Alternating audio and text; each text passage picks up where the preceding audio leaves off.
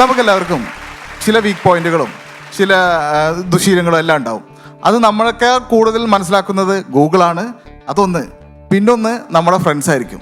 അപ്പോൾ അതിലൊരുത്തൻ നമ്മളോട് വന്ന് പറയാണ്, എടാ ഇതിൽ നീ വീക്കാണ്, ഇതാണ് നിന്റെ വീക്ക് പോയിന്റ് എന്ന് നമ്മളോട് വന്ന് പറയുമ്പോൾ നമ്മൾ അവനോട് എന്താ പറയുക? ഇതൊന്നുമല്ല എൻ്റെ വീക്ക് പോയിന്റ്, എൻ്റെ വീക്ക് പോയിന്റ് ഇതാണ് എന്ന് പറഞ്ഞിട്ട് അവൻ ശ്രദ്ധിക്കാതെ, ഇന്നേ വരെ ശ്രദ്ധിക്കാതെ ഒരു വീക്ക് പോയിന്റ് കൂടി നമ്മൾ അവന് പറഞ്ഞു കൊടുക്കും. അതാണ് നമ്മുടെ മറ്റൊരു വീക്ക് പോയിന്റ്. ഉദാഹരണത്തിന് എൻ്റെ ഒരു വീക്ക് പോയിന്റ് എടുക്കാമെന്ന് വെക്കുക. അല്ലെങ്കിൽ അത് വേണ്ട, അത് പറഞ്ഞാൽ ചിലപ്പോൾ നാട്ടുകാർ എന്നെ വിൽക്കും. അത് വേണ്ട, വെറുതെ സോക്സ് എടുത്ത് മൂക്ക് തുറക്കണ്ടല്ലോ.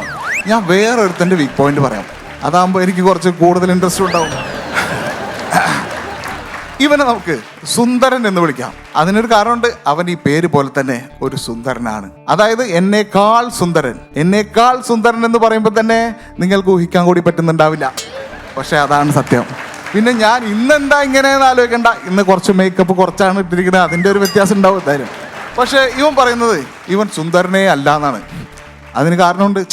അത് ഞങ്ങൾ സുന്ദരന്മാർ സ്ഥിരമായി പറയുന്ന ഒരു കാര്യമാണ് സുന്ദരനല്ല എന്നുള്ളത്. പക്ഷെ ഇവന്റെ പ്രശ്നം എന്താ വെച്ചാൽ, ഇവൻ എങ്ങനെ പൂട്ടിയിട്ട് പൗഡർ ഇട്ട് കോട്ടിട്ട് റോട്ടിൽ നിന്നാലും അതിലെ പോകുന്ന ഏതെങ്കിലും ഒരുത്തൻ ഇവനോട് ചോദിക്കത്രേ, ഇത് ബീവറേജിലേക്കുള്ള വഴി തന്നെയല്ലേ എന്ന്. ഇനി ഇവന്റെ പ്രശ്നം എന്താന്ന് വെച്ചാൽ, ഇവന്റെ വീട്ടിൽ ഇവൻ കൂടാതെ വേറൊരു നായും ഒരു പൂച്ചയുണ്ട്. ഈ പൂച്ചയ്ക്ക് ഇവൻ ഇട്ടിരിക്കുന്ന പേര് മ്യാവ് എന്നാണ്, നായയ്ക്ക് ബൗ എന്നും. എന്നിട്ട് നമ്മൾ ഇവന്റെ വീട്ടിലേക്ക് ചെല്ലുമ്പോൾ ഇവൻ അവറ്റങ്ങളെ വിളിച്ചെടുത്തിട്ട് പറയും, ആ പേര് പറഞ്ഞറാ. അപ്പൊ പൂച്ച വന്നിട്ട് നായ വന്നിട്ട് എന്നിട്ട് ഇവൻ നമ്മളോട് പറയും, കേരളത്തില് ഇതുപോലെ സ്വന്തം പേര് പറയണ പൂച്ചോള് വേറെ എവിടെ ഉണ്ടാവില്ല, ഇത് രണ്ടുണ്ടാവുള്ളൂ. ഞാൻ ധോണി ബായി പോലെ കൂളായതുകൊണ്ട് കുഴപ്പമില്ല. നേരെ മറിച്ച് റോക്കി ബായി പോലെ വയലൻസ് ഇഷ്ടപ്പെടുന്ന ഒരാളാണെങ്കിലോ ഒരു ഷവർമ മേടിച്ചു കൊടുത്ത് ഇവന്റെ ശല്യം ഞാൻ പണ്ടേ തീർത്തേനെ. ഇതുപോലെ ഇവൻ ഇഷ്ടപ്പെട്ട മറ്റൊരു ചില കാര്യങ്ങളാണ്: 1 സിനിമ, 2 മദ്യപാനം.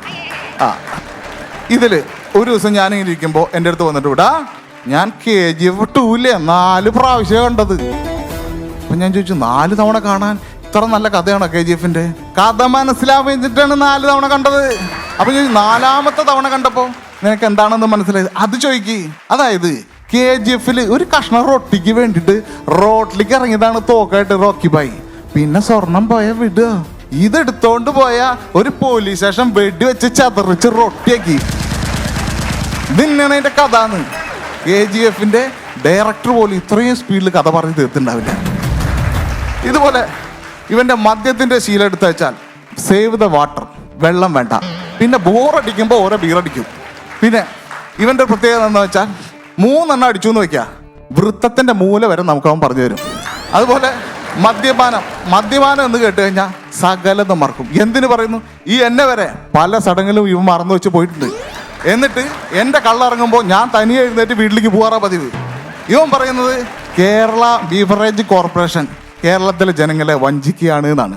എന്താണെന്ന് വെച്ചാൽ അതിനൊരു ഉദാഹരണം അവൻ പറഞ്ഞു തന്നു.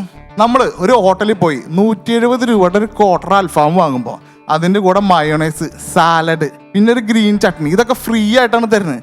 നേരെ മറിച്ച് അതേ വിലയ്ക്ക് 170 രൂപയ്ക്ക് ഒരു ക്വാർട്ടർ ബീഫ് റൈസ് എന്ന് വാങ്ങുമ്പോൾ തൊട്ട് നക്ക ഒരു അച്ചാറെങ്കിലും ഇവർ തരണ്ട. ഇതാണ് ഇവൻ്റെ വാദം. എനിക്ക് ബുള്ളറ്റ് ബൈക്ക് ഇത് ഓടിക്കാൻ ഭയങ്കര ഇഷ്ടമാണ്. അപ്പോൾ ഒരു ദിവസം ഇവൻ ഇത് മേടിച്ചു.